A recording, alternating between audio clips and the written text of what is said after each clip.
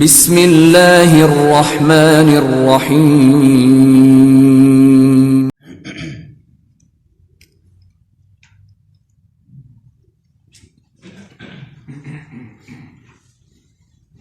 سورۃ التکویر. اعوذ باللہ من الشیطان الرجیم. بسم اللہ الرحمن الرحیم. اذا الشمس كورت واذا النجوم انكدرت واذا الجبال سيرت. صدق اللہ العظیم. الفاظ کا الگ الگ ترجمہ. اذا جب، اذا ظرف زمان ہے، وقت کے معنی کو ظاہر کرتا ہے، جس کا مطلب ہوتا ہے جب، اور یہ مستقبل کے لیے ہوتا ہے. اس بھی جب کے معنوں میں آتا ہے، لیکن اس گزشتہ زمانے کے متعلق ہوتا ہے، ماضی کے بارے میں جب کوئی کام ہو چکا ہو. اور اذا آئندہ کے بارے میں. الشمس سورج. کورت، کورات تکویر سے ماضی مجہول کا صیغہ ہے، اور اس کا مطلب ہوتا ہے لپیٹنا. جب انسان سر کے اوپر پگڑی باندھتا ہے اور اس کے بل ایک دوسرے کے اوپر جو لپیٹے جاتے ہیں، اس کو اصل میں لغت میں کہتے ہیں تکویر، لپیٹنا. اسی طرح پٹی باندھتا ہے، ایک دوسرے کے اوپر بل آ جاتے ہیں، اس کو تکویر یا کورت کہا جاتا ہے. اور یہ ماضی مجہول ہے باب تفعیل سے، اور آخر میں جو تا ہے یہ مؤنث کی علامت ہے، کیونکہ شمس جو سورج ہے یہ عربی زبان میں مؤنث استعمال ہوتا ہے. قمر چاند یہ عربی زبان میں مذکر استعمال ہوتا ہے. تو کورت یہ ایک خاص جو ہے وہ صیغہ ہے. شروع میں اس کے پیش اور آخر سے پہلے حرف کے نیچے زیر، یہ ماضی کی علامت، ماضی مجہول کی علامت ہوتی ہے. کورت اس کا لفظی مطلب ہوگا جب سورج کو لپیٹ دیا جائے، اور اس کا مرادی معنی یہ ہے کہ جب سورج بے نور کر دیا جائے. اور اذا جب، النجوم ستارے. نجوم نجمن کی جمع ہے، نجم ستارے کو کہتے ہیں. نجوم ستارے. انقدرت، انقدر ینقدر باب انفعال ہے، جس کا مطلب ہوتا ہے ٹوٹ کر نیچے گر جانا. کوئی چیز لگی ہوئی ہو دوسری چیز کے ساتھ، وہ جھڑ جائے، جھڑ کر گر جائے یا ٹوٹ کر گر جائے، اسے انقدرت کہتے ہیں. اور یہ بھی غائب کا مؤنث کا صیغہ ہے. اس کے آخر میں جو تا ہے یہ مؤنث کی علامت ہے، کیونکہ نجوم جمع جو ہے وہ عربی زبان میں مؤنث کے الفاظ اس کے لیے استعمال ہوتی ہیں. اور اذا جب، الجبال پہاڑ.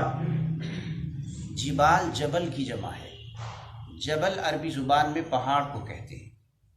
وَإِذَا الْجِبَالُ اور جب پہاڑ، سُيِّرَتْ ان کو چلا دیا جائے. سُيِّرَ یہ بھی باب تفعیل ہے، اور یہ نکلا ہے سارا سے. سارا یسیرو کا مطلب ہوتا ہے چلنا. اردو میں جو کہتے ہیں نا سیر کرنے گیا ہے، وہ سیر اصل میں عربی زبان سے ہی بنا ہے، سارا یسیرو، جس کا مطلب ہوتا ہے چلنا، سیر و سیاحت. ساحہ یسیح بھی عربی زبان کا لفظ ہے جس سے سیاحت نکلا ہے، سیر بھی عربی زبان کا لفظ ہے. تو سیرا یہ بھی مجہول کا صیغہ ہے، جب ان کو چلا دیا جائے. آخر میں جو تا ہے یہ مؤنث کی علامت ہے. اور اذا جب، العشار. عشار عشراء کی جمع ہے. عشراء اس اونٹنی کو کہتے ہیں جو 10 مہینے کی ہو یعنی 10 مہینے کی حاملہ ہو، اس کے پیٹ میں بچہ ہو، اور اس کو گابھن اونٹنی بھی کہتے ہیں۔ وہ عشار، عشرا کی جمع ہے 10 ماہ کی گابھن اونٹنیاں۔ عطلت یہ تعطیل سے نکلا ہے۔ تعطیل تو اردو میں بھی استعمال ہوتا ہے، جب سکول میں چھٹی ہو جائے کہتے ہیں تعطیل ہو گئی، اور عطلت فعل مجہول ہے جب ان کو چھوڑ دیا جائے، بیکار چھوڑ دیا جائے۔ وَإِذَا اور جب الوحوش جنگلی جانور، وحوش وحش کی جمع ہے، وحشی اس جانور کو کہتے ہیں جو انسانوں سے مانوس نہیں ہوتے، انسانوں کو دیکھ کر بھاگ جاتے ہیں، وحشی جانور، اور انسان بھی ان سے مانوس نہیں ہوتے۔ انسانوں کو بھی بعض اوقات ایسے جانور ہوتے ہیں جن سے خوف محسوس ہوتا ہے، جیسے شیر ہے، چیتا ہے، اور بعض جانور ایسے ہیں جو انسانوں سے مانوس نہیں ہوتے، جیسے ہرن ہے وغیرہ۔ وَإِذَا الْوُحُوشُ اور جب جنگلی جانور، حشرت یہ حشر سے نکلا ہے، یہ بھی ماضی مجہول کا صیغہ ہے، اس کا مطلب ہوتا ہے جمع کرنا۔ حشرت ان کو جمع کیا جائے۔ وَإِذَا اور جب البحار سمندر، بحار بحر کی جمع ہے، بحر سمندر کو بھی کہتے ہیں، دریا کو بھی کہتے ہیں، تو بحار سمندر، سجرت تسجیر سے ہے، یہ بھی ماضی مجہول کا صیغہ ہے، اور اس کا مطلب ہے بھڑکانا اور جوش دلانا، تپانا۔ سجرت ان کو بھڑکایا جائے، ان کو جوش دلایا جائے اور ان کو تپایا جائے۔ وَإِذَا اور جب النفوس جانیں، نفوس نفسن کی جمع ہے، نفسن جان کو کہتے ہیں، النفوس جانیں، زوجت ان کو جوڑ دیا جائے۔ زوجت تزویج سے ہے، اور تزویج اس کا مادہ زوجہ ہے، جس کا مطلب ہوتا ہے جوڑنا۔ اردو میں بھی یہ لفظ بولا جاتا ہے زوج، زوجہ، جس کے ساتھ نکاح ہو جائے اور آپس میں عقد میں جڑ جائیں، زوجہ ہے، زوج ہے، تو زوجت جوڑ دیا جائے۔ وَإِذَا اور جب الموعودۃ، موعودہ وعدن سے اس میں مفعول کا صیغہ ہے، لفظ ہے۔ وعدن کا مطلب ہوتا ہے زمین میں زندہ دفن کر دینا، زمین میں کھدائی کرنا اور کسی چیز کو اس میں ڈال کر اوپر سے زمین کو بند کر دینا، اسے وعدن کہتے ہیں۔ الموعودہ کا مطلب یہ ہے کہ جس بچی کو زندہ دفن کر دیا گیا ہو، موعودہ مفعول کا صیغہ ہے، تو زندہ درگور کی ہوئی بچی، سئلت اس سے سوال کیا جائے۔ سئلت بھی ماضی مجہول کا صیغہ ہے، سألہ اس کا معروف ہے، سألہ کا مطلب سوال کیا اس نے، اور سئلہ کا مطلب سوال کیا گیا اس سے، اور آخر میں تا مؤنث کی علامت ہے، سئلت اس سے سوال کیا جائے۔ بِأَيِّ ذَنبٍ کس گناہ کے بدلے میں، با کا مطلب ساتھ بھی آتا ہے، با کا مطلب میں بھی آتا ہے، با کا مطلب بعض اوقات بدلہ بھی کر لیتے ہیں، تو یہاں با کا ترجمہ بدلہ میں۔ ای کون سا، کون سی، جون سا، جون سی کے معنوں میں استعمال ہوتا ہے، سوال کے لیے بھی آتا ہے اور اس میں موصول کے طور پر بھی استعمال ہوتا ہے۔ بِأَيِّ کس بدلے میں، اور ذنبن کا مطلب ہے گناہ، گناہ اس کی جمع آتی ہے ذنوب۔ بِأَيِّ ذَنبٍ کس گناہ کے بدلے میں، قتلت اس کو قتل کیا گیا۔ قتل بھی ماضی مجہول کا صیغہ ہے، قتل سے نکلا ہے، آخر میں تا مؤنث کی علامت ہے۔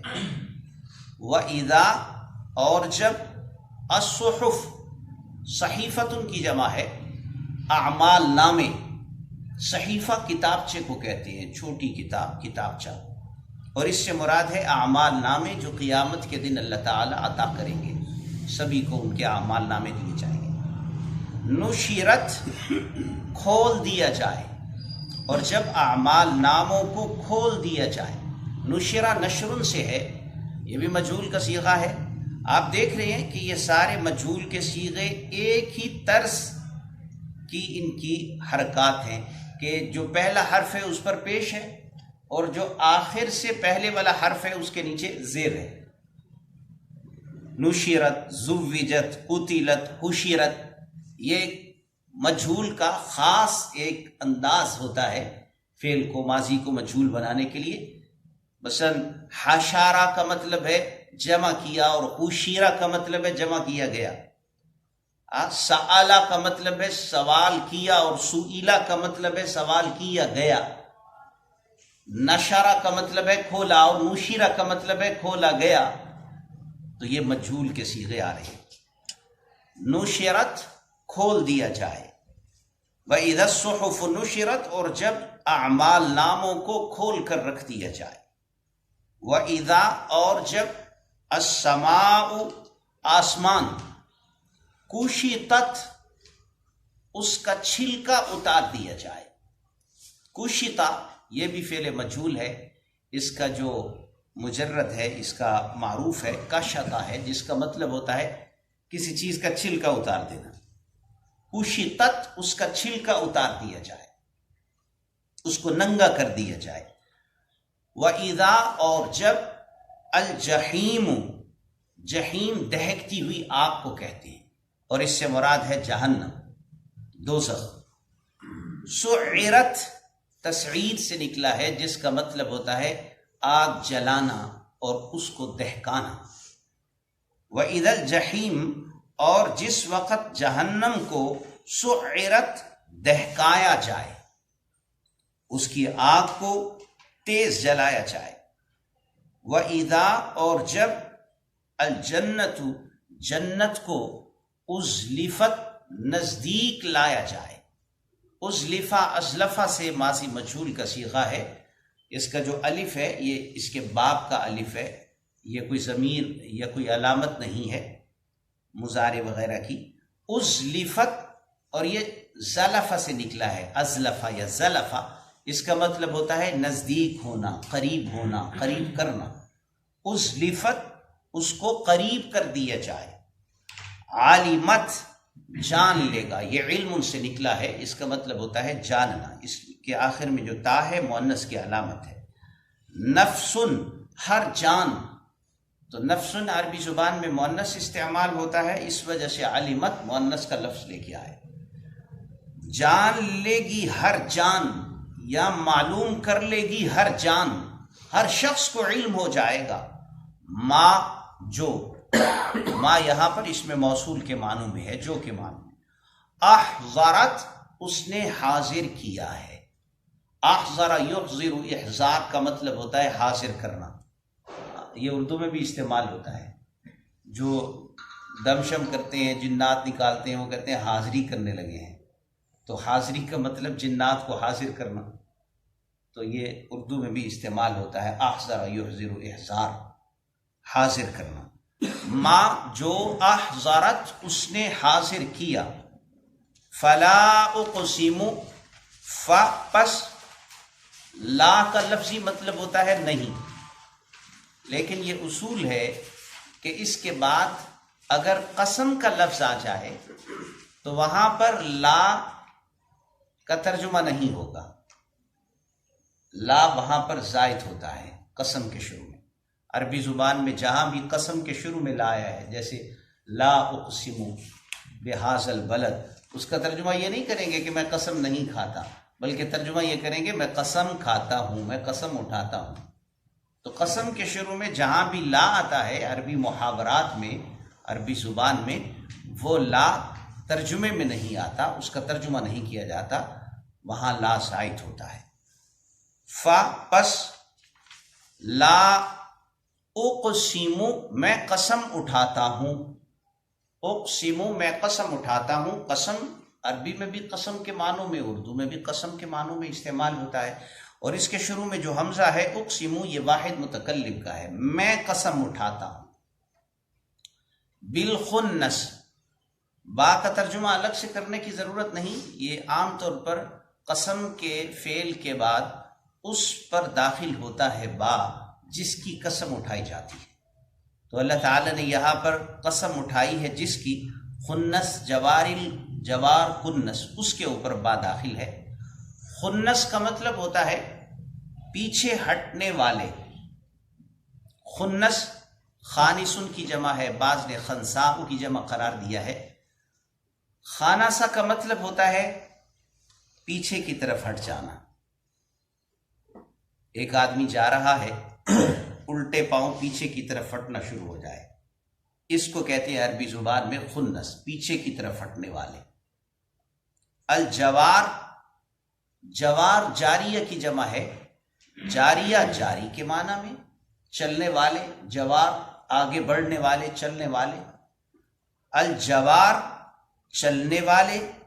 الکنس، کنس کانس کی جمع ہے، یا جیسے خنساء کی جمع خنس تھی، اسی طرح بعض نے کنساء کی جمع کنس قرار دیا ہے۔ اس کا مطلب ہوتا ہے چھپ جانے والے، کنس چھپ جانے والے یا دپک جانے والے، دپک کر گم ہو جانے والے۔ اس سے مراد کیا ہے؟ اس سے مراد ہے ستارے۔ کچھ ستارے ایسے بھی ہیں کہ جو چلتے چلتے بعض دفعہ رک جاتے ہیں، بعض دفعہ پیچھے کی طرف مڑ جاتے ہیں، پیچھے جانا شروع ہو جاتے ہیں، اور بعض دفعہ چھپ جاتے ہیں۔ تفسیر میں آ رہا ہے، بعض مفسرین نے اس کی جو مراد ذکر فرمائی ہے۔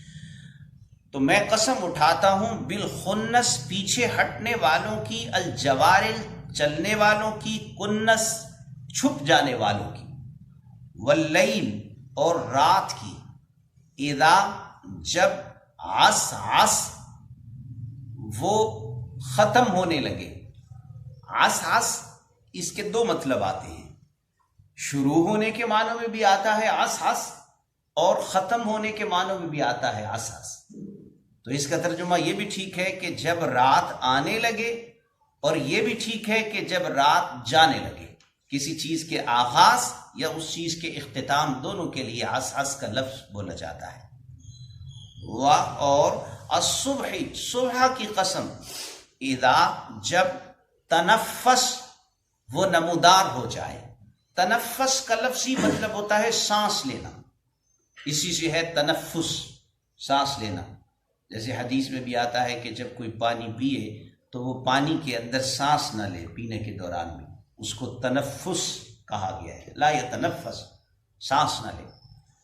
تو اس کا لفظی مطلب ہوتا ہے سانس لینا، لیکن اس سے مراد ہے صبح کا نمودار ہونا اور طلوع ہونا۔ اصل میں صبح جب نمودار ہوتی ہے تو ٹھنڈی ٹھنڈی ہوا چل رہی ہوتی ہے، اور بڑی خوبصورت مزیدار محسوس ہوتی ہے وہ ہوا۔ تو اس مناسبت سے صبح کے طلوع کو تنفس سے تعبیر کیا گیا ہے۔ انہو بے شک یہ، ہا ضمیر قرآن مجید کی طرف لوٹ رہی ہے، لا یقیناً، یہ لام تاکید کے لیے ہے۔ قول اردو میں بھی بولا جاتا ہے، کہنا، بات کرنا، بات ہے، قول ہے۔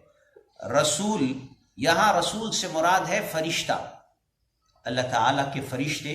ان میں بھی اسی طرح بعض فرشتے ایسے ہوتے ہیں جن کو اللہ تعالیٰ نے اپنا کلام، اپنی کتاب انبیاء تک بھیجنے کی ذمہ داری سونپی ہے، وہ فرشتوں میں بھی رسول فرشتے کہلاتے ہیں۔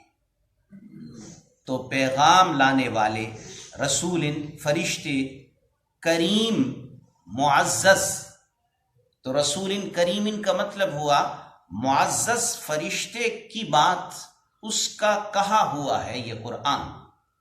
ذی قوت، ذی کا مطلب ہوتا ہے والا، ذی قوت قوت والا، طاقت والا۔ ذو یا ذی اردو میں بھی استعمال ہوتا ہے، ذو مال، اور ذو وجہین اس شخص کو کہتے ہیں جو ادھر کی بات ادھر، ادھر کی بات ادھر کرے۔ تو ذی یا ذو کا مطلب ہوتا ہے والا۔ ذی قوت طاقت والا ہے، عند پاس، عند پاس کے معنوں میں آتا ہے۔ ذی العرش، دوبارہ ذی آ گیا، ذی کا مطلب والا، العرش عرش، ذی العرش عرش والے کے پاس۔ تو عرش والے سے کون مراد ہے؟ اللہ تعالیٰ۔ مکین، مکین کا مطلب کئی مطلب ہوتے ہیں۔ مکین اس کو بھی کہتے ہیں جو کسی جگہ رہائش پذیر ہو۔ مکین مکان سے نکلا ہے، تو جو مکان کے اندر رہتا ہے اسے مکین کہتے ہیں، اس مکان کا۔ اور مکین مکانتن سے بھی ہے، جس کا مطلب ہوتا ہے درجے اور مرتبے والا، اور یہاں یہی معنی مراد ہے۔ مکین درجے والے ہیں، مرتبے والے ہیں۔ مطاعن جن کی اطاعت کی جائے۔ مطاعن اس میں مفعول کا صیغہ ہے، اور اس کا جو فاعل آتا ہے وہ ہے مطیع۔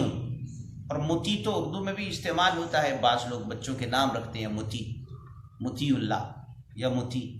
مطیع کا مطلب ہوتا ہے جو فرما برداری کرنے والا ہو، اور اس میں مفعول میں جب اس کو لے جائیں گے مطاع، تو اس کا مطلب ہے جس کی اطاعت کی جائے۔ مطاعن جس کی اطاعت کی جاتی ہے۔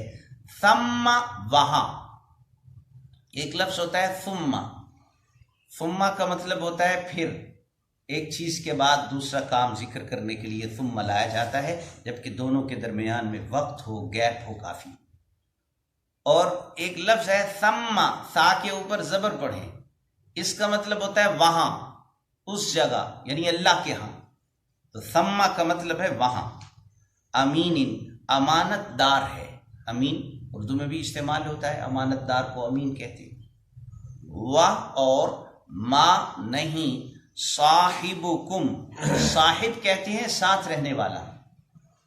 اردو میں بھی یہ لفظ بولا جاتا ہے، بلکہ نام کے ساتھ لگ کر یہ استعمال ہوتا ہے، جیسے کہتے ہیں عزیز صاحب، شعیب صاحب۔ تو صاحب کا مطلب لفظی مطلب ہوتا ہے ساتھ رہنے والا، لیکن جب یہ یہاں پر طبقاتی تفریق کا سسٹم تھا تو صاحب جو ہے وہ افسر کے معنوں میں بھی استعمال یہاں پر ہوتا ہے، آج بھی ہوتا ہے۔ جو ملازم طبقہ ہوتا ہے وہ افسر کے لیے اشارہ کرتے ہوئے یہ کہتا ہے کہ صاحب نے یہ کہا ہے۔ تو ویسے صاحب کا جو لفظ ہے وہ ساتھ رہنے والوں کے معنوں میں، اصل عربی زبان میں ساتھ والے کے معنوں میں آتا ہے۔ صاحبکم تمہارے ساتھی، تمہارے ساتھ والے، بمجنون، با کا ترجمہ الگ سے کرنے کی ضرورت نہیں، با محض خوبصورتی کے لیے ہے۔ ایک ضابطہ ہے عربی زبان میں کہ جب کسی کلام کو منفی جو ہے وہ لایا گیا ہو، یعنی اس کے شروع میں حرف نفی ہو، تو اس کی جو خبر ہوا کرتی ہے اس کے اوپر با لے کے آتے ہیں۔ یہ با حسن اور خوبصورتی کے لیے لایا جاتا ہے، اس کا ترجمہ الگ سے نہیں کیا جاتا۔ بمجنون، مجنون، مجنون اردو میں بھی بولتے ہیں دیوانہ، جس کی عقل شعور پورا نہ ہو اسے مجنون کہتے ہیں۔ وما صاحبکم اور نہیں تمہارے ساتھی، بمجنون مجنون۔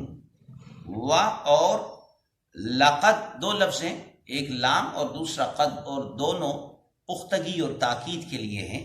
یقیناً تحقیق، رآہ، رآ کا مطلب ہوتا ہے دیکھنا، اسی سے ہے رؤیت، اور جو چاند دیکھنے والی کمیٹی ہے اس کو کہتے ہیں رؤیت ہلال، تو رآ اسی سے ہے، دیکھا ہے۔ ہو اس کو، بھی با کا ترجمہ یہاں میں بھی کر سکتے ہیں، میں۔ الافق، افق کہتے ہیں آسمان کا کنارہ۔ مبین اس میں فاعل کا صیغہ ہے ابانا یبین سے، جس کا مطلب ہوتا ہے واضح، روشن۔ بالافق المبین، روشن کنارے پر یا روشن واضح کنارے میں دیکھا ہے۔ وا اور ما نہیں، ہوا وہ، علی الغیب غیب پر، بظنین یہاں بھی با اس کا ترجمہ کرنے کی ضرورت نہیں، کیونکہ ما آ رہا ہے شروع میں تو خبر کے اوپر با کا اضافہ خوبصورتی کے لیے کیا جاتا ہے۔ غنین، غنن سے نکلا ہے، غنین کا مطلب ہوتا ہے بخل کرنے والا، غنن بخل کرنا۔ اب یہی لفظ اگر غوا کے ساتھ ہو، غنین، غنن، تو اس کا مطلب ہوتا ہے گمان کرنا، اور اگر غات کے ساتھ ہو تو اس کا مطلب ہوتا ہے بخل کرنا۔ تو دیکھیے صرف تلفظ کی وجہ سے معنی میں کتنا فرق ہے۔ و اور ما نہ، ہوا وہ، بقول قول ہے، بی کا ترجمہ الگ سے کرنے کی ضرورت نہیں، ماں کی وجہ سے خبر پر با کا اضافہ کیا گیا ہے۔ شیطان شیطان کا، رجیم جو مردود ہے، رجیم رجمن سے ہے، رجمن کہتے ہیں جسے پتھر مارے جائیں، رجیم جس کو پتھر مارے جائے، رجمن پتھر مارنا، سنگسار کرنا، رجیم مردود، شیطان الرجیم مردود شیطان کا۔ پس اینا کہاں، اینا جگہ کے بارے میں سوال کرنے کے لیے آتا ہے، کدھر، کہاں، اینا۔ آپ نے کسی کو پوچھنا ہو عربی زبان میں کدھر، تو آپ کہیں گے اینا، اینا کہاں، تذہبون تم جا رہے ہو، تذہبون ذہب سے نکلا ہے، ذہب کا مطلب ہوتا ہے جانا، اسی سے یہ لفظ بھی ہے مذہب، اسی ذہب سے نکلا ہے مذہب۔ مذہب اس کو کہتے ہیں جس کا جو رخ ہو، جس طرف جا رہا ہو، وہ اس کا مذہب ہے۔ تذہبون تم جا رہے ہو، ان جو ہے وہ اگر کے معنوں میں آتا ہے اکثر و بیشتر، لیکن ان کبھی کبھی نفی کے لیے بھی آتا ہے، نہیں کے معنوں میں، اور یہ وہاں ہوتا ہے جہاں اس کے بعد الا آ رہا۔ آپ دیکھیں یہاں ان ہوا الا ذکر، الا آ رہا ہے بعد میں، تو الا سے پہلے عموماً ان جو ہے وہ نفی کے لیے آتا ہے، نہیں کے معنوں میں۔ ان نہیں، ہوا وہ، الا مگر، الا حرف استثناء ہے مگر کے معنوں میں، ذکر نصیحت، للعالمین جہانوں کے لیے، لیے عالم، عالم کی جمع ہے عالمین جہانوں، لی من دو لفظ ہیں، لیے من جو، یعنی اس کے لیے جو، شاء چاہے، منکم تم میں سے، ان کے، یستقیم وہ سیدھا چلے، استقام یستقیم سے، استقامت سے نکلا ہے، استقامت کا مطلب ہوتا ہے سیدھا ہونا یا سیدھا چلنا، جو سیدھا چلنا چاہے اس کے لیے۔ اور ما نہیں، تشاؤون تم چاہتے، تشاؤون شاء سے ہے، مضارع کا لفظ ہے، اور شروع میں جو تا ہے وہ مضارع کے مخاطب صیغہ کی علامت ہے، واو نون آخر میں جمع کے لیے ہے۔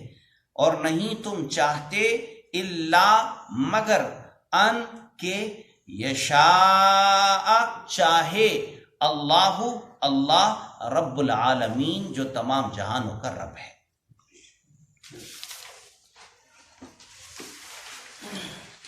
اذا الشمس کورت جب سورج کو لپیٹ کر رکھ دیا جائے گا، وَإِذَا النُّجُومُ انْكَدَرَتْ اور جب ستارے جھڑ جائیں گے، وَإِذَا الْجِبَالُ سُيِّرَتْ اور جب پہاڑوں کو چلا دیا جائے گا، وَإِذَا الْعِشَارُ عُطِّلَتْ اور جس وقت 10 مہینے کی حاملہ اونٹنیوں کو بیکار چھوڑ دیا جائے گا، وَإِذَا الْوُحُوشُ حُشِرَتْ اور جس وقت جنگلی جانوروں کو اکٹھا کیا جائے گا، وَإِذَا الْبِحَارُ سُجِّرَتْ اور جس وقت سمندروں کو بڑکا دیا جائے گا، وَإِذَا النُّفُوسُ زُوِّجَتْ اور جس وقت جانوں کو جوڑ دیا جائے گا، وَإِذَا الْمَوْءُودَةُ سُئِلَتْ اور جس وقت زندہ درگور کی ہوئی لڑکی سے سوال کیا جائے گا، بِأَيِّ ذَنبٍ قُتِلَتْ کس گناہ کے بدلے میں اسے قتل کیا گیا، وَإِذَا الصُّحُفُ نُشِرَتْ اور جس وقت اعمال ناموں کو کھول کر رکھ دیا جائے گا، وَإِذَا السَّمَاءُ كُشِطَتْ اور جس وقت آسمان کا چھلکا اتار دیا جائے گا، وَإِذَا الْجَحِيمُ سُعِّرَتْ اور جس وقت جہنم کو دہکا دیا جائے گا، وَإِذَا الْجَنَّةُ أُزْلِفَتْ اور جس وقت جنت کو نزدیک لایا جائے گا، عَلِمَتْ نَفْسٌ مَّا أَحْضَرَتْ جان لے گا ہر شخص یا ہر جان جو کچھ اس نے حاضر کیا ہوگا، فَلَا أُقْسِمُ پس میں قسم اٹھاتا ہوں، بِالْخُنَّسِ ان ستاروں کی جو پیچھے ہٹنے والے ہیں، الجوار آگے چلنے والے ہیں، الکنس چھپنے والے ہیں، واللیل اور رات کی قسم اٹھاتا ہوں اذا عسعس جب وہ جانے لگے یا آنے لگے، والصبح اور صبح کی قسم اٹھاتا ہوں اذا تنفس جس وقت وہ نمودار ہو جائے یا سانس لینے لگے، انہ لقول رسول کریم بے شک یہ قرآن مجید یقیناً کہا ہوا ہے ایک فرشتے کا جو بڑی عزت والا ہے، ذی قوت بڑی طاقتوں والا ہے، عند ذی العرش مکین عرش والے کے ہاں بڑے مرتبے والا ہے، مطاع ثم اس کی فرما برداری کی جاتی ہے وہاں، امین بڑا امانت دار ہے، وما صاحبکم بمجنون اور تمہارے ساتھ رہنے والے کوئی مجنون تو نہیں ہے، وَلَقَدْ رَآهُ بِالْأُفُقِ الْمُبِينِ اور یقیناً تحقیق انہوں نے اس فرشتے کو دیکھا ہے واضح کنارے پر، وَمَا هُوَ عَلَى الْغَيْبِ بِضَنِينٍ اور وہ غیب کے بارے میں بخل سے کام لینے والے نہیں ہیں، وَمَا هُوَ بِقَوْلِ شَيْطَانِ الرَّجِيمِ اور نہ یہ کلام کسی مردود شیطان کی بات ہے، فَأَيْنَ تَذْهَبُونَ پس تم کدھر جا رہے ہو، إِنْ هُوَ إِلَّا ذِكْرٌ لِّلْعَالَمِينَ نہیں ہے یہ مگر نصیحت جہانوں کے لیے، لمن شاء منکم ان یستقیم اس کے لیے جو تم میں سے چاہے کہ وہ سیدھا چلے، وما تشاءون الا ان یشاء اللہ رب العالمین اور تم نہیں چاہتے ہو مگر یہ کہ چاہے اللہ جو تمام جہانوں کا رب ہے۔ صدق اللہ علیہ وسلم۔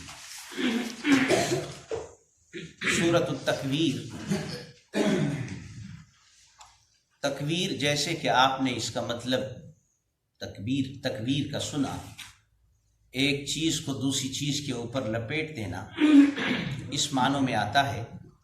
اس سورت کا نام تکویر اس لیے رکھا گیا کہ اس کے پہلی آیت میں کوّرت کا لفظ ہے اور تکویر اسی کا مصدر ہے، اس وجہ سے اس کا نام سورۃ التکویر رکھا گیا ہے۔ ایک حدیث میں آتا ہے، اصحاب السنن نے، ترمذی، ابو داود وغیرہ میں اس حدیث کو روایت کیا گیا ہے، حضور صلی اللہ علیہ وسلم نے فرمایا جس آدمی کو یہ بات اچھی لگے کہ وہ قیامت کا منظر اپنی نگاہوں سے دیکھے، اس کو یہ ہو شوق کہ میرے نگاہوں کے سامنے قیامت کا منظر آئے اور میں دیکھوں، آپ صلی اللہ علیہ وسلم نے فرمایا وہ سورۃ التکویر کو پڑھ لیں، اذا الشمس کورت کو پڑھ لیں۔ اسی طرح اس کے بعد کی چند سورتوں کا بھی آپ نے ذکر فرمایا، سورۃ الانفطار اور سورۃ الانشقاق کا بھی ذکر ہے اس روایت میں۔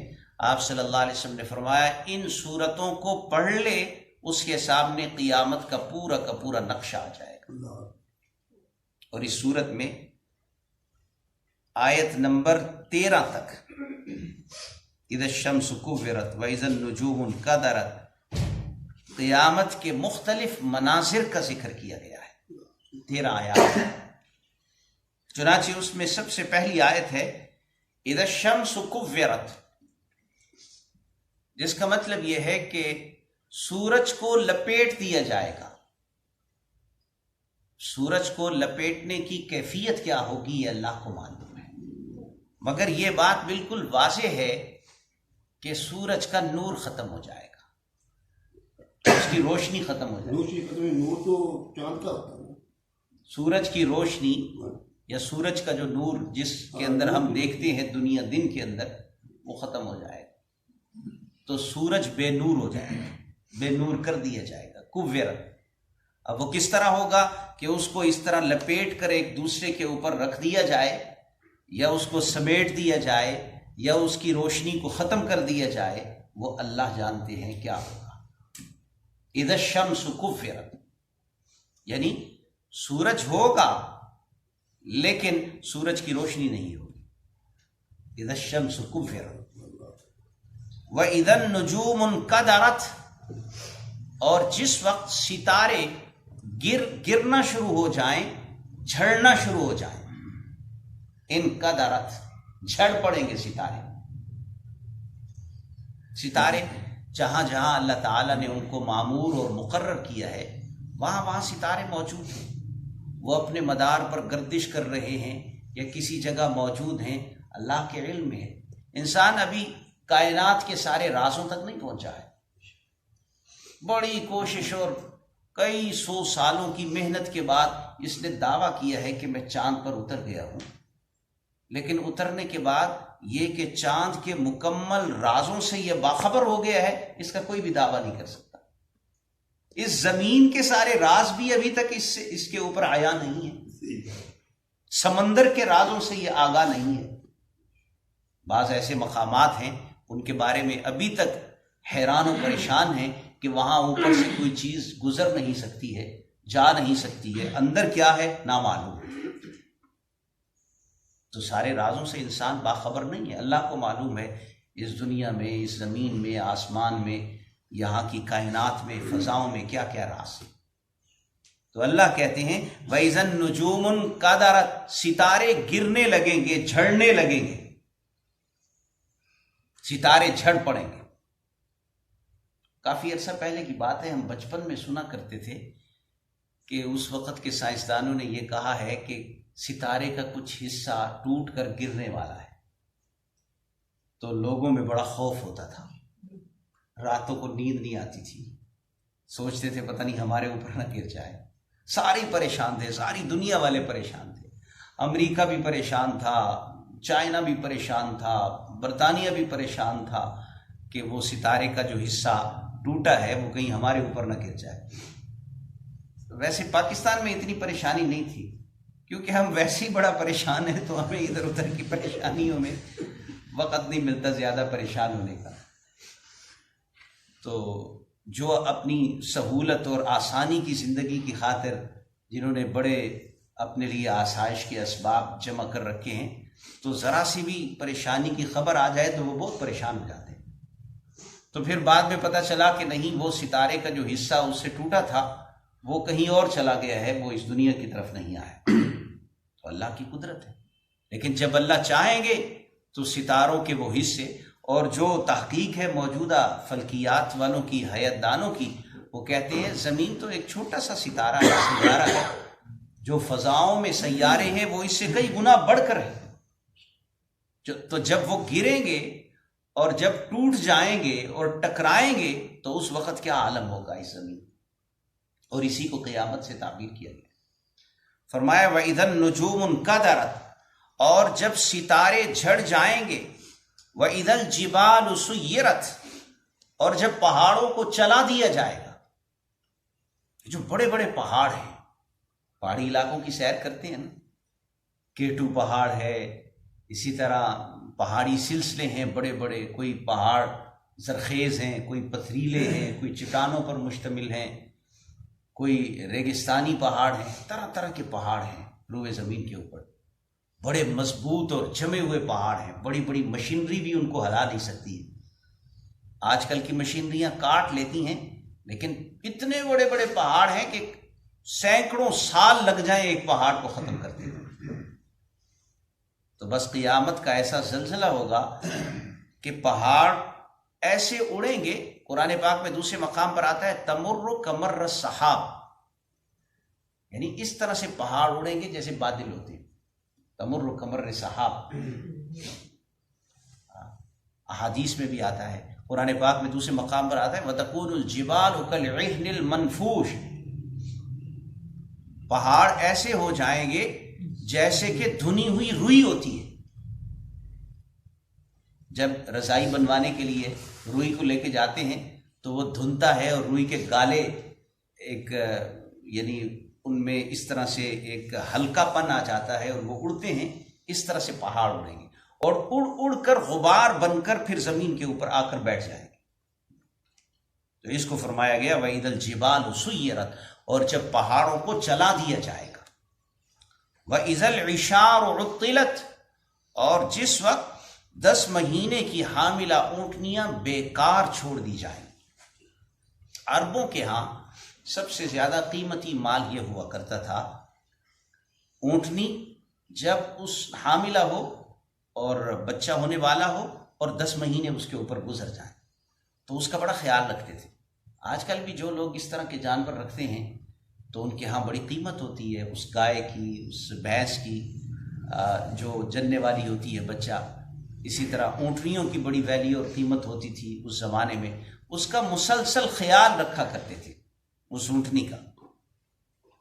تو قیمتی ترین مال جو اونٹنیوں کی شکل میں 10 مہینے کی حاملہ اونٹنیوں کی صورت میں جس کا وہ مسلسل خیال رکھا کرتے تھے، تو اس طرح کے قیمتی ترین مال بھی قیامت کے دن ان کی فکر انسان کو نہیں ہوگی اور وہ بیکار پڑا ہوا ہوگا۔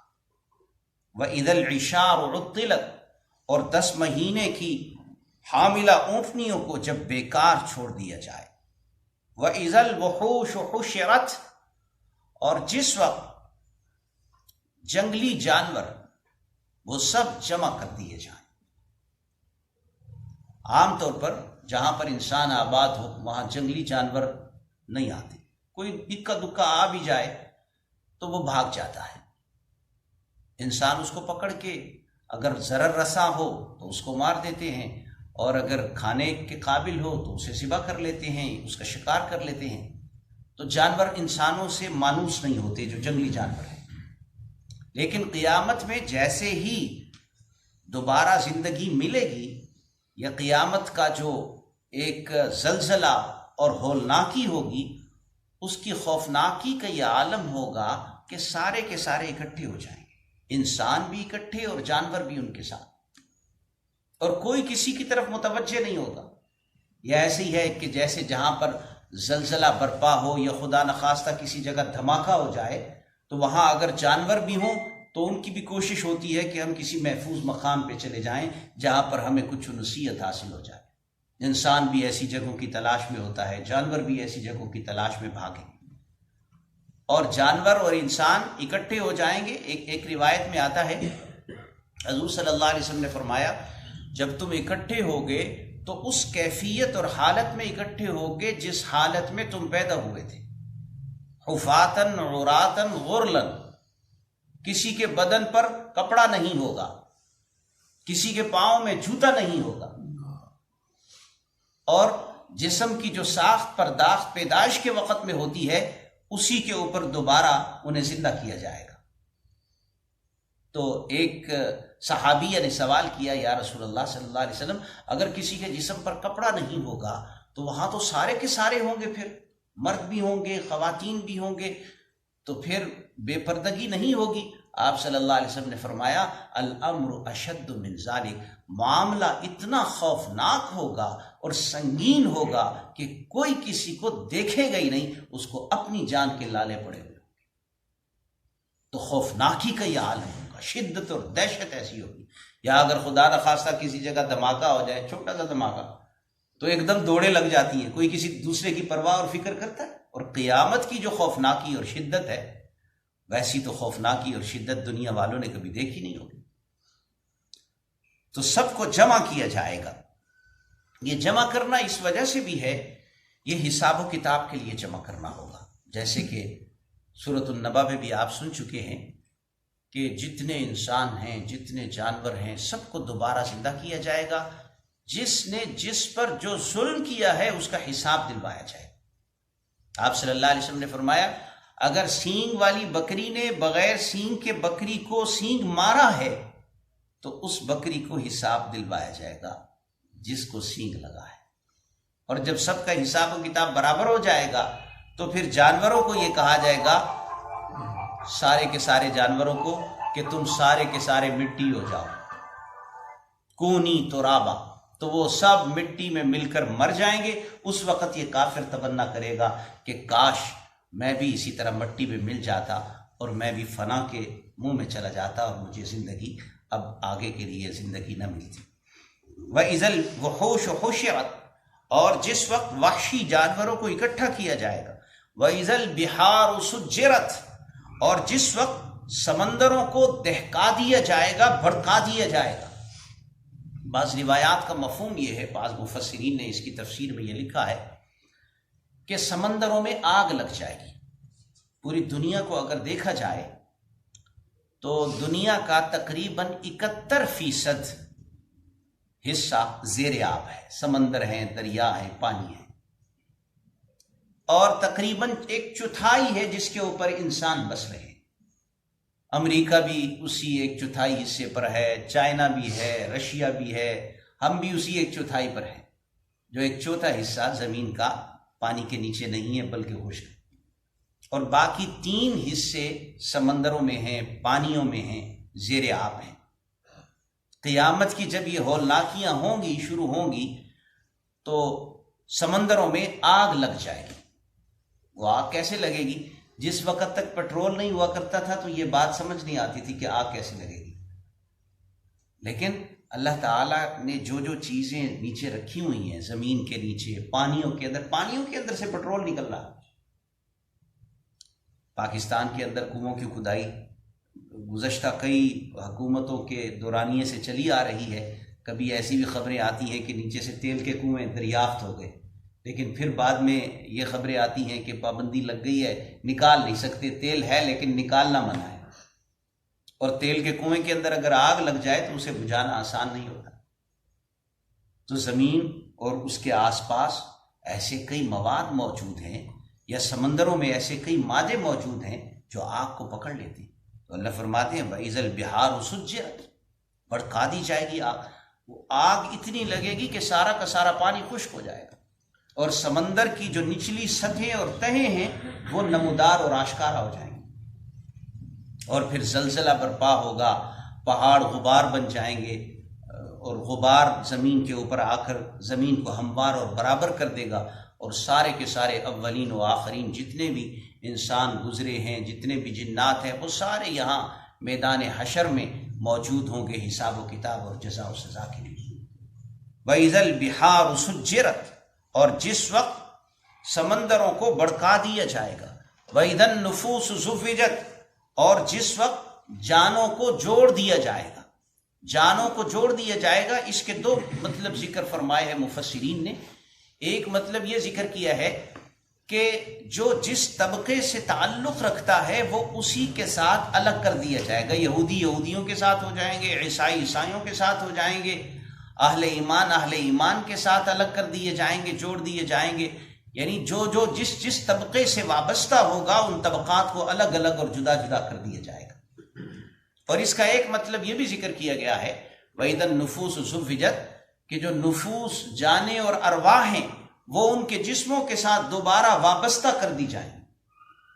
انسان کی جان، مثلا ہم سب بیٹھے ہوئے ہیں اور سن رہے ہیں، دیکھ رہے ہیں، باتیں کر رہے ہیں، ہل رہے ہیں، تو ہماری جان ہمارے جسم کے ساتھ جڑی ہوئی اور وابستہ ہے، لیکن جیسے ہی موت کا وقت آتا ہے تو وہ جان الگ کر دی جاتی ہے جسم سے۔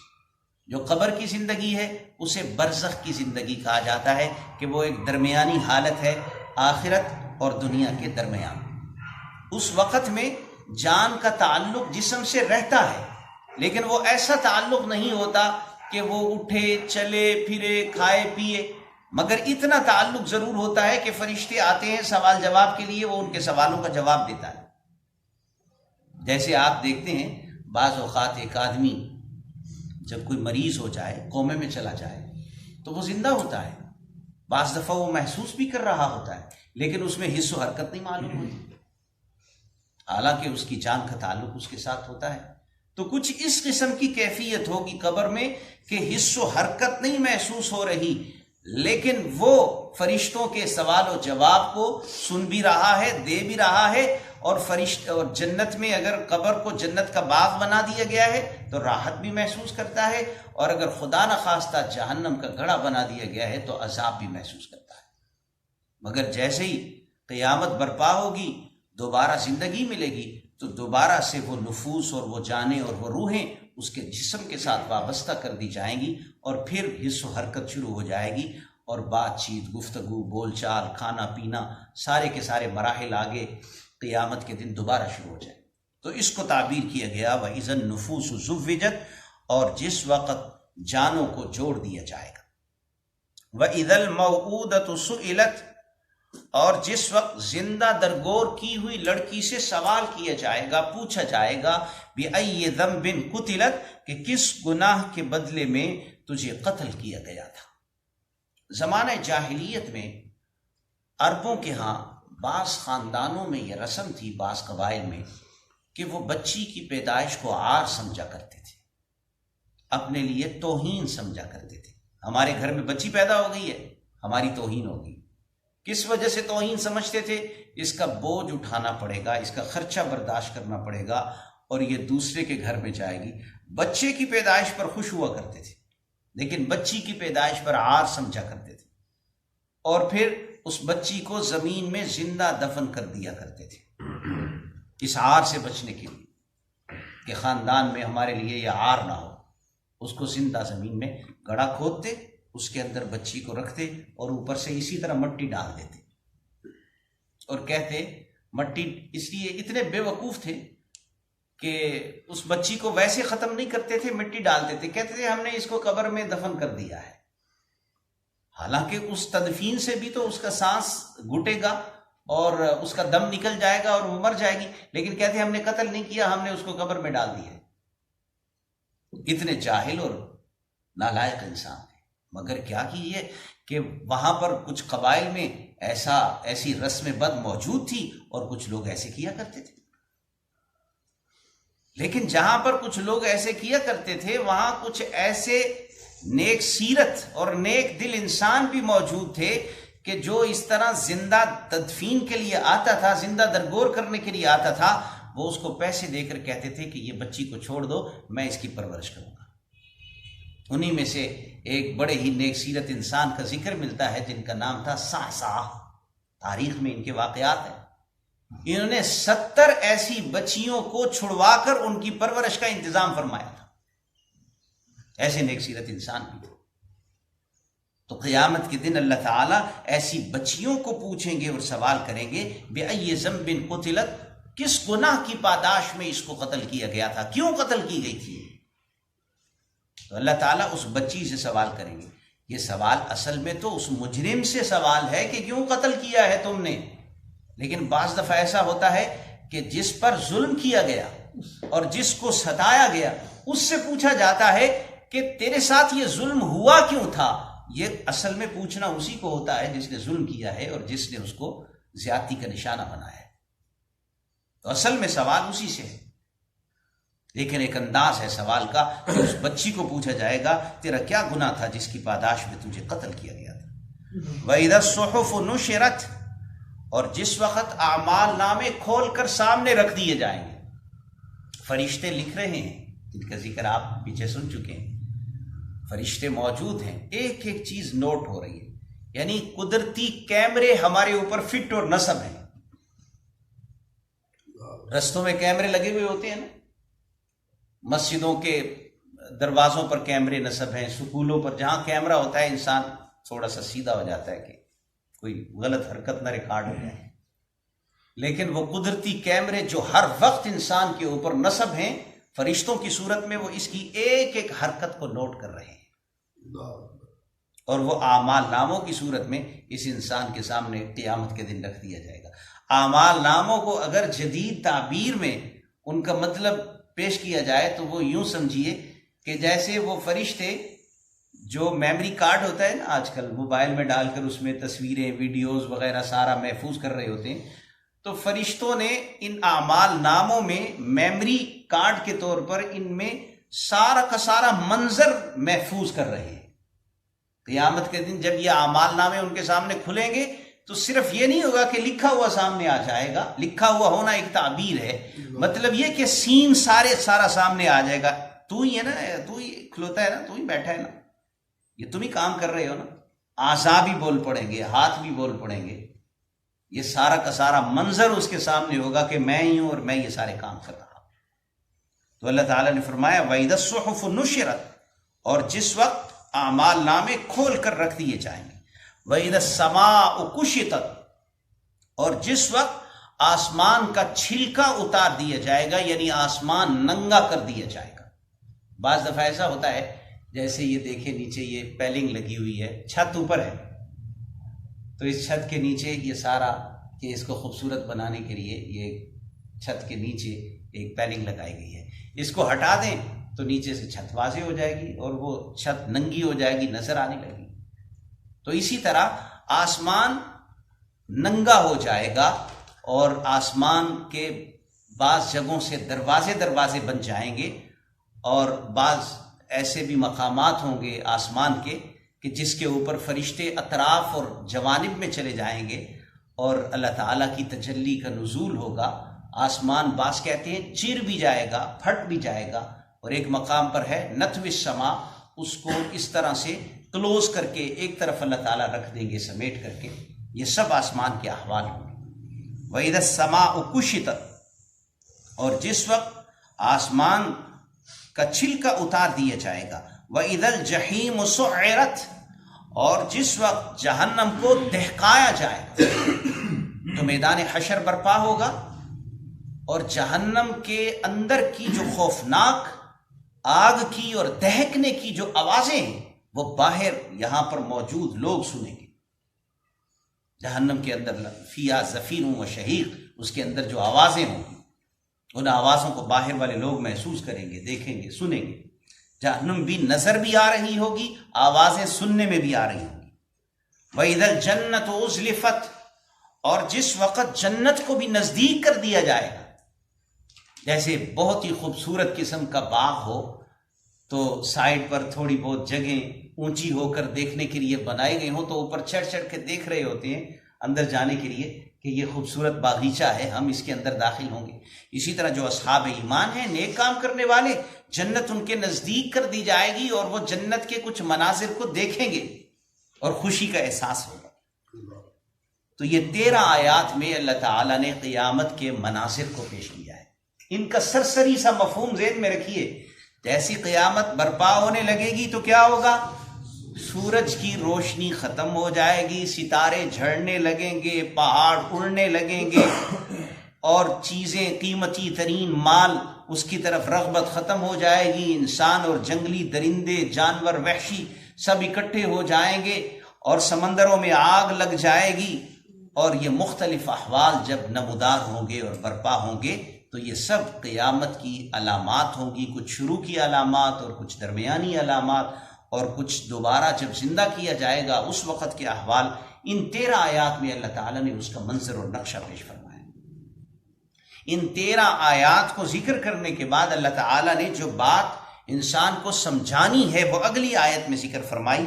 عالمت نفس ما احضرت، ہر شخص کو پتہ چل جائے گا کہ اس نے کیا کمایا ہے اور کیا لایا ہے. احضرت، جو اس نے حاضر کیا ہے وہاں نگاہوں کے سامنے آ جائے گا. فلا اقسم بالخنس الجوار الکنس، اللہ تعالیٰ قسم اٹھا کر فرماتے ہیں میں قسم اٹھاتا ہوں بالخنس، ان ستاروں کی جو پیچھے ہٹنے والے ہیں، الجوار جو چلنے والے ہیں، الکنس جو چھپ جانے والے ہیں. یہ ستاروں کی بعض اقسام کی طرف اشارہ کیا اور ان کی قسمیں اٹھائیں. ستاروں میں کچھ ایسے ستارے ہوتے ہیں جن کو ثوابت کہا جاتا ہے. ثوابت کا مطلب کہ وہ اپنی جگہ قائم رہتے ہیں. ان ثوابت جو ستارے ہوتے ہیں ان کو دیکھ کر رستوں کا اندازہ کیا جاتا ہے. قرآن پاک میں ان کا بھی ذکر ہے. ایک مقام پر اللہ فرماتے ہیں وَعَلَامَاتٍ وَبِالنَّجْمِ هُمْ يَهْتَدُونَ، کچھ علامتیں اور نشانات ہیں اور ستارے ہیں جن کے ذریعے سے وہ رستے معلوم کرتے ہیں. یہاں پر تو چونکہ عمارات ہیں اور آبادیاں ہیں، سائن بورڈ لگے ہوئے ہیں، تو رستے تلاش کرنا مشکل نہیں ہوتا. رستے وہاں پر تلاش کرنا مشکل ہوتا ہے جب ہر طرف سمندر ہی سمندر، سمندر کے بیچ میں. جہاز جب سمندر کے بالکل درمیان میں ہوتے ہیں یا کوئی شخص جنگلات میں ہو اور وہاں پر کوئی اشارہ، کوئی نشانی، کوئی علامت نہ ہو اور رات تاریک اور اندھیری ہو، بلکہ دن میں بھی رستے نظر نہیں آتے، انسان کو پتہ نہیں ہوتا کدھر کو جانا ہے. تو ایسے حالات میں جو اللہ تعالیٰ نے ستارے مختلف مقامات کے اوپر ثوابت ستارے رہنمائی کے لیے اللہ تعالیٰ نے ان کو متعین فرما دیا ہے، جیسے قطب ستارہ ہے یا دیگر ستارے ہیں، ان کے ذریعے سے رستے معلوم کرتے ہیں. انہیں ثوابت کہا جاتا ہے، وہ ستارے جو اپنی جگہ پر قائم رہتے ہیں. اور کچھ ستارے ایسے ہوتے ہیں جنہیں سیارے کہتے ہیں. سیارہ کا مطلب ہوتا ہے چلنے والے. سورج بھی ایک سیارہ ہے، چاند بھی ایک سیارہ ہے. اسی طرح متعدد ستارے ایسے ہیں جو رواں دواں ہیں. انہی سیاروں میں بعض سیارے ایسے ہیں کہ جو ایک گروپ کی صورت میں چلتے ہیں اور آگے جاتے ہوئے محسوس ہوتے ہیں، پھر پیچھے کی طرف آتے ہوئے محسوس ہوتے ہیں اور پھر چھپ جاتے ہیں. اللہ تعالیٰ نے ان ستاروں کی قسم اٹھائی. ان ستاروں کے متعلق مفسرین نے لکھا ہے کہ یہ 5 ستارے ہیں جنہیں زہرہ، زحل، مریخ، مشتری اور عطارد کہا جاتا ہے. یہ ان 5 ستاروں کی حرکت اسی طرح ہے. کچھ کی حرکت تو ایسے ہوتی ہے ستاروں کی کہ مثلا مغرب سے مشرق کی طرف چل رہے ہیں، اور کچھ مشرق سے مغرب کی طرف چل رہے ہیں، اور کچھ شمالاً جنوباً چل رہے ہیں، کچھ اس کے برعکس چل رہے ہیں. لیکن یہ ستارے ایسے نہیں چلتے. ان ستاروں کی حرکت ایسی ہوتی ہے کہ ایسے چل رہے ہیں، چلتے چلتے پیچھے آ جاتے ہیں اور پھر کہیں چھپ جاتے ہیں، نظر نہیں آتے. جو حیات دان ہیں وہ دعویٰ کرتے ہیں کہ ان کی اس حرکت کا ہمیں پتہ ہے کہ کیوں ایسی حرکت ہے، کہ ان کی جو چال کا زاویہ ہے وہ زاویہ اس طرح سے سیدھی چال کا نہیں ہے، بلکہ زاویے تبدیل ہو جاتے ہیں. مثلا یوں، اس طرح، اس طرح، اس طرح، مختلف زاویے دعویٰ کرتے ہیں وہ اس طرح سے چل رہے ہوتے ہیں، سمتیں ان کی چینج ہو جاتی ہیں. اللہ تعالیٰ نے ان ستاروں کا ذکر یہاں پر کیوں فرمایا ہے؟ اصل میں آگے اللہ تعالیٰ نے ان ستاروں کی قسم اٹھائی ہے، ستاروں کے ساتھ ساتھ رات کی بھی قسم اٹھائی ہے، دن کی بھی قسم اٹھائی ہے، اور آگے قرآن کریم جو اللہ کی طرف سے فرشتوں کے ذریعے حضور صلی اللہ علیہ وسلم تک اللہ نے کتاب ہدایت کے طور پر نازل فرمایا، اس قرآن کی ہدایت کا ذکر فرمایا ہے.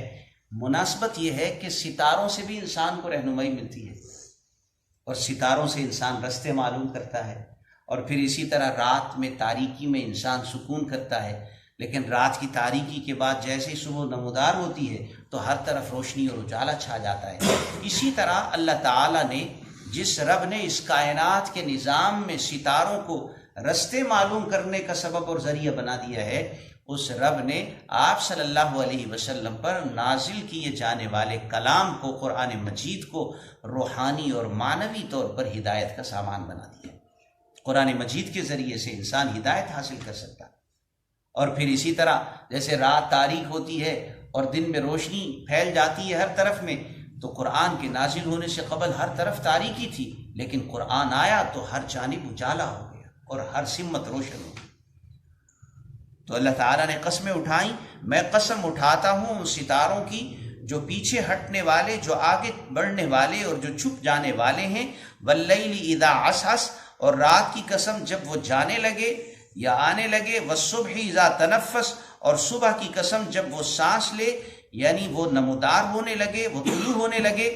یہ قسمیں اٹھا کر اللہ نے جو بات فرمائی، انہ لقول رسول کریم، بے شک یہ قرآن مجید کہی ہوئی بات ہے، رسول، ایسے فرشتے پیغام لانے والے ہیں، کریم، جو بڑا معزز ہے.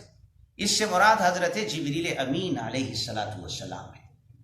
جیسے انسانوں میں سے اللہ تعالیٰ انبیاء کو منتخب فرما کر رسول بناتے ہیں، اسی طرح فرشتوں میں سے بھی اللہ تعالیٰ نے بعض فرشتوں کو منتخب کیا ہے اپنا پیغام انبیاء تک پہنچانے کے لیے. ان منتخب فرشتوں میں حضرت جبریل علیہ السلام ہے. تو حضرت جبریل علیہ السلام فرشتوں میں اللہ تعالیٰ کے رسول فرشتے. تو اللہ تعالیٰ نے فرمایا رسول کریم، معزز. کریم، کریم کا مطلب معزز، عزت والے فرشتے. ان کا یہ کہا ہوا ہے، لقول، کہا ہوا ہے کا مطلب یہ کہ اللہ نے ان کو امانت دی ہے اور انہوں نے حضور صلی اللہ علیہ وسلم کو آپ کے سامنے جا کر اس امانت کو کہہ دیا ہے. یہ مطلب نہیں کہ فرشتے نے اپنی طرف سے کہا ہے، یہ مطلب ہے کہ اللہ نے ان کو بھیجا ہے کہ یہ حضور صلی اللہ علیہ وسلم تک پہنچا دیں. تو یہ حضور صلی اللہ علیہ وسلم تک جو کلام پاک پہنچا ہے یہ اللہ کا کلام ہے، اور فرشتے نے آ کر آپ صلی اللہ علیہ وسلم کو سنایا. انہ لقول رسول کریم ذی قوت عند ذی العرش مکین، وہ بڑی طاقتوں والے ہیں، اب یہاں پر حضرت جبریل علیہ السلام کی بعض صفات کا ذکر کیا جا رہا ہے کہ حضرت جبریل علیہ السلام ایک تو وہ اللہ کے فرشتے ہیں، کریمن بڑے عزت والے ہیں، ذی قوت بڑے طاقت والے ہیں، اس وجہ سے کسی میں یہ جرت نہیں ہے کہ حضرت جبریل امین کلام لے کے آ رہے ہوں اور وہ اپنی طرف سے کوئی بات اس میں ڈال دے، ایسا نہیں ہو سکتا، یا ان سے وہ کلام لے لے، ایسا نہیں ہو سکتا۔ ہوتا ہے نا کسی کو آدمی میسج دے یا پیغام دے یا کوئی چیز دے کہ فلاں جگہ پہنچا دو، اور وہ کمزور ہو، طاقت والا نہ ہو، تو رستے میں کوئی نہ کوئی اس سے وہ چھین لے یا اپنی طرف سے کوئی اس میں چیز ڈال دے یا اس کو مکس کر دے۔ حضرت جبریل اللہ کے فرشتے ہیں، ان کی طاقت کا یہ عالم ہے۔ حدیث میں بعض روایات میں ان کی طاقت کا ذکر بھی موجود ہے۔ حضرت جبریل امین نے ایک پر کے ساتھ ایک بستی کو زمین سے اکھیڑا اور ایسے اوپر لے گئے اور آسمانوں سے جا کے الٹا دیا۔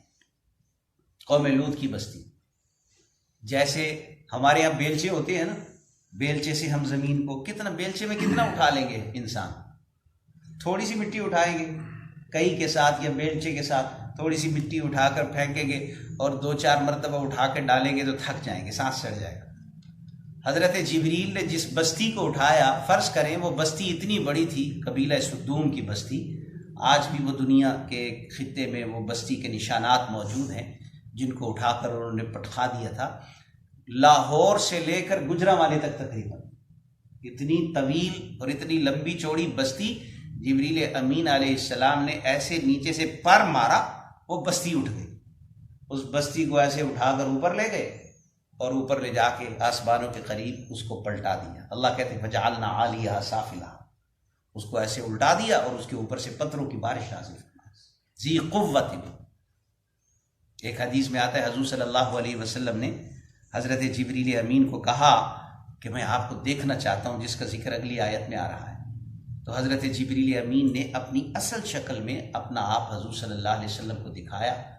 لہو 600 جناح، حضرت جبریل امین کے 600 پر تھے اور آسمان کے پورے کنارے کو انہوں نے کور کیا ہوا تھا، گھیر لیا تھا، پیچھے کا حصہ نظر نہیں آ رہا تھا، اتنے بڑے تھے حضرت جبریل امین۔ تو فرمایا ذی قوت، بڑی طاقتوں والے ہیں، عند ذی العرش مکین، عرش والے کے ہاں ان کا بڑا مرتبہ و مقام ہے حضرت جبریل امین کا، مطاع، اور وہاں ان کی بات مانی جاتی ہے اور ان کی فرما برداری کی جاتی ہے، یعنی وہاں کے جو فرشتے ہیں حضرت جبریل امین کی بات کی فرما برداری کرتے ہیں اور وہ ان کے مطیع اور فرما بردار ہیں، اور یہ مطاع ہیں۔ ثم امین، وہاں یعنی اللہ کے ہاں جہاں حضرت جبریل امین فرشتوں کے پاس ہیں، وہاں امین امانت دار بھی ہیں حضرت جبریل۔ امانت داری کا یہ عالم ہے کہ ایک شوشے اور ایک حرف کی کمی بیشی کا امکان نہیں ہے جو وحی حضور صلی اللہ علیہ وسلم پر اللہ کی جانب سے لے کے آتے ہیں۔ وما صاحبکم بمجنون، تمہارے یہ جو ساتھی ہیں محمد صلی اللہ علیہ وسلم، بمجنون، یہ مجنون نہیں ہے۔ پہلے اللہ تعالیٰ نے اپنا ذکر فرمایا کہ یہ کلام اللہ کے پاس سے آ رہا ہے اور اللہ نے ہدایت کے لیے بھیجا ہے، پھر درمیانی واسطوں کا ذکر کیا، لے کے کون آ رہے ہیں؟ جبریل، اور بڑی طاقتوں والے ہیں، امانت دار ہیں، جن کی وہاں پر فرما برداری ہوتی ہے، حضرت جبریل کا ذکر کیا۔ اب حضور صلی اللہ علیہ وسلم کا ذکر فرما رہے ہیں جن پر کلام نازل ہو رہا ہے۔ وما صاحبکم بمجنون، تمہارے ساتھ رہنے والے محمد صلی اللہ علیہ وسلم یہ مجنون نہیں ہے، بمجنون، مجنون نہیں ہے۔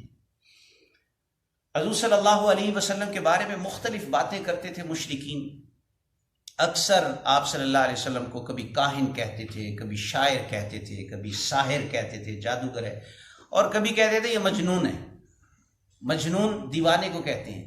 اتنا کہا انہوں نے حضور صلی اللہ علیہ وسلم کے بارے میں کہ بچوں کے زبان پر یہ بات آنا شروع ہو گئی۔ جب کسی کے بارے میں اتنی زیادہ باتیں کہی جانے لگے تو ایسا ہوتا ہے کہ سبھی وہ کہنا شروع کر دیتے ہیں۔ تو ایک واقعہ ملتا ہے، قبیلہ ازد کا ایک آدمی تھا جس کا نام تھا زمات۔ وہ حضور صلی اللہ علیہ وسلم کے پاس یہی باتیں سن کر کے ایک مجنون مکے میں ہے تو مکہ میں پہنچے اور حضور ہی کو جا کر پوچھتے ہیں کہ میں نے سنا ہے یہاں پر کوئی مجنون آدمی ہے، تو میں حکیم ہوں، طبیب ہوں، میں علاج کرتا ہوں، مجھے دم آتا ہے، تو جس میں جنون ہوتا ہے وہ ٹھیک ہو جاتا ہے، تو مجھے ذرا اس کا پتہ بتا دو تاکہ میں اس کو دم کر دوں، جا کے وہ ٹھیک ہو جائے۔ حضور صلی اللہ علیہ وسلم مسکرانے لگے اور آپ نے فرمایا جس کے بارے میں تم نے سن رکھا ہے لوگ مجھی کو کہتے ہیں۔ تو کہتا ہے اچھا ٹھیک ہے، پھر میں آپ کو دم کرتا ہوں تو آپ ٹھیک ہو جائیں گے، جنون ختم ہو جائے گا۔ حضور صلی اللہ علیہ وسلم نے فرمایا ٹھیک ہے، پہلے میری بات سن لو۔ اس نے کہا جی سنائیے۔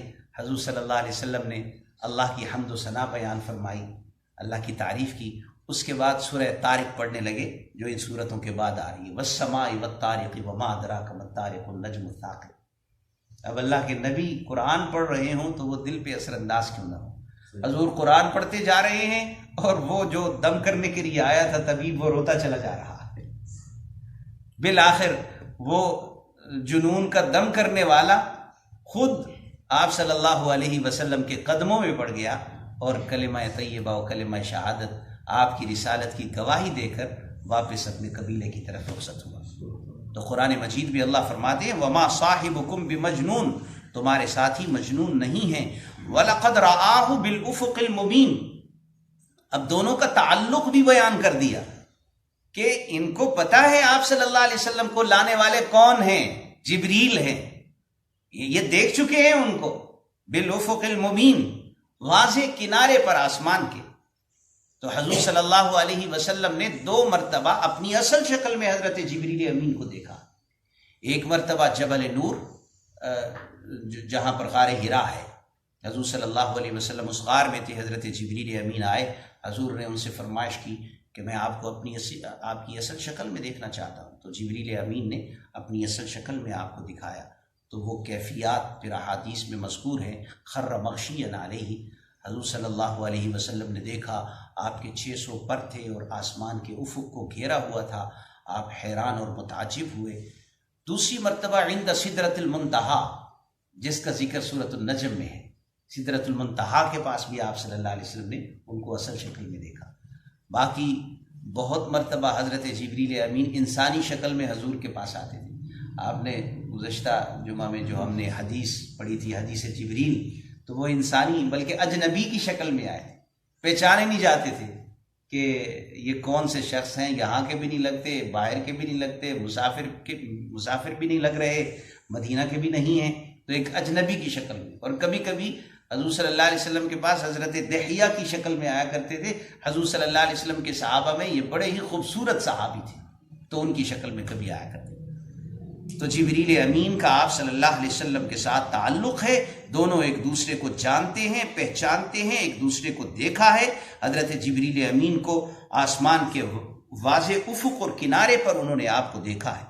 وما هو علی الغیب بضنین، اور جو بھی غیب کی باتیں حضور صلی اللہ علیہ وسلم کو اللہ کی طرف سے بتائی جاتی ہیں، جیسے یہ باتیں قیامت کے احوال کے بارے میں جتنی بھی باتیں بتائی جاتی ہیں، آپ وہ ساری کی ساری باتیں بتا دیتے ہیں اور کوئی بات بھی اپنے پاس چھپا کر نہیں رکھتے۔ اصل میں اس آیت مبارکہ میں ان مشرکین کے اس سوال کا جواب ہے کہ جو آپ کو کاہن کہا کرتے تھے۔ کاہن اسے کہتے ہیں، آج کل بھی کچھ لوگ ہوتے ہیں جو دعویٰ کرتے ہیں کہ میرے پاس کچھ آسمانی خبریں اور باتیں ہیں۔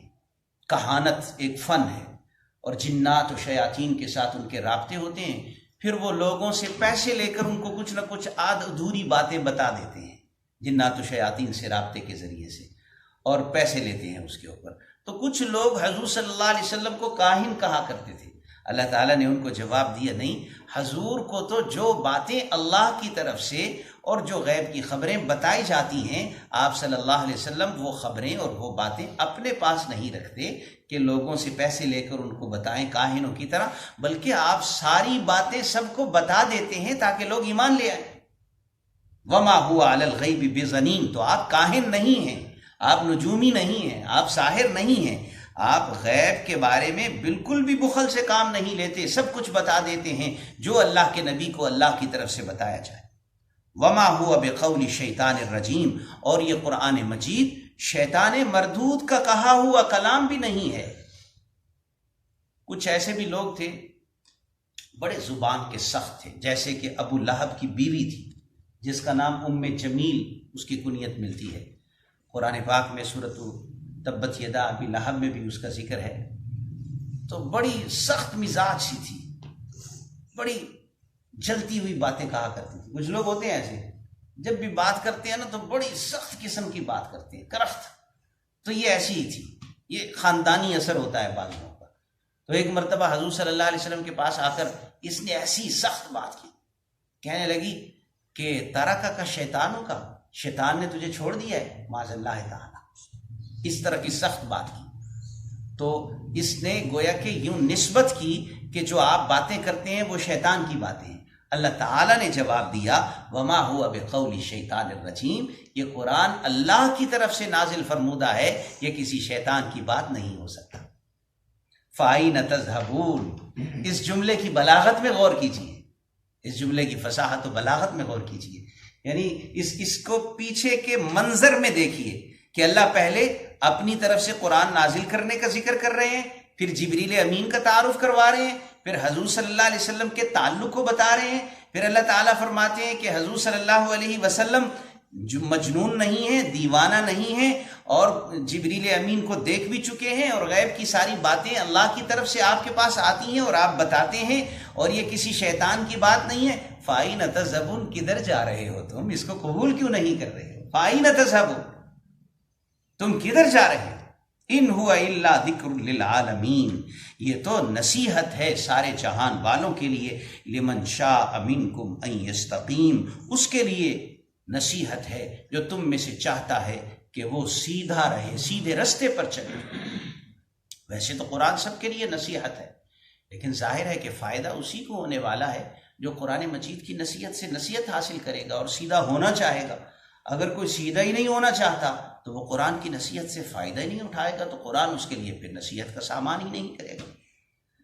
آگے فرمایا وما تشاءون الا ان یشاء اللہ رب العالمین، اور تم نہیں چاہتے ہو مگر یہ کہ اللہ چاہے جو رب العالمین ہے۔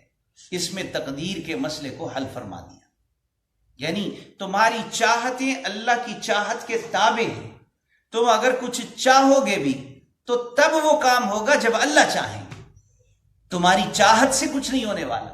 ہاں ایک حد تک تمہیں اختیار ہے، تم اپنی مرضی کر سکتے ہو کہ تم خیر کو چاہتے ہو یا تم شر کو چاہتے ہو، انسان میں اتنا اختیار رکھ دیا ہے، لیکن اس کا نتیجہ ڈالنا وہ اللہ کی چاہت کے تابع ہے۔ اللہ چاہے گا تو وہ نتیجہ اور وہ اثر اس میں آئے گا، اللہ نہیں چاہیں گے تو اثر نہیں آئے گا۔ جیسے اس کی مثال یوں سمجھیے کہ یہ لائٹ جل رہی ہے، تو آپ کا کام یہ ہے کہ بٹن دبا دیں تو لائٹ جل جائے گی، اور اگر بٹن آف کر دیں تو لائٹ بجھ جائے گی۔ لیکن بٹن دبانے سے یا بٹن آف کرنے سے لائٹ کا چلنا یا بجھنا، پیچھے سے بجلی ہوگی تو آگے کام ہوگا۔ اگر پیچھے سے بجلی نہ آ رہی ہو تو آپ بٹن کو چلائیں یا بٹن کو آف کریں، بلب جلے گا یا بلب بجھے گا؟ نہیں۔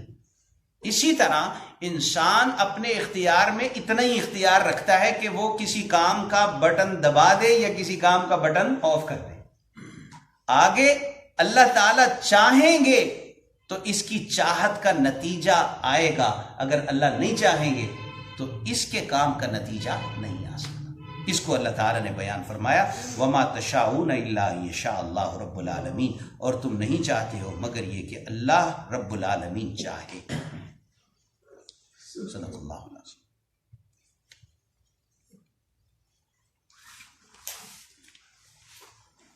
الحمد للہ رب العالمین والعاقبۃ للمتقین والصلاۃ والسلام علی سید الانبیاء والمرسلین ربنا آتنا فی الدنیا حسنۃ وفی الآخرۃ حسنۃ وقنا عذاب النار۔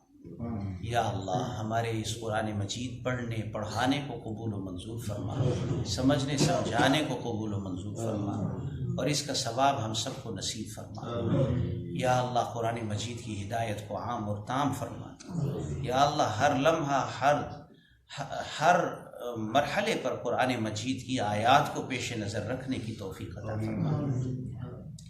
ربنا تقبل منا انك انت السميع العليم وتب علينا انك انت التواب الرحيم وصلى الله تعالى على خير خلقه سيدنا ومولانا محمد وآله وصحبه اجمعين۔ ہر ساتھی کوشش کیا کریں کہ ہر جمعے کو اپنے ساتھ ایک ایک ساتھی کو دعوت دیا کریں قرآن مجید کی اس کلاس میں شریک کرنے کے لیے، تاکہ زیادہ سے زیادہ ساتھی اس سے استفادہ کر سکیں انشاءاللہ تعالی۔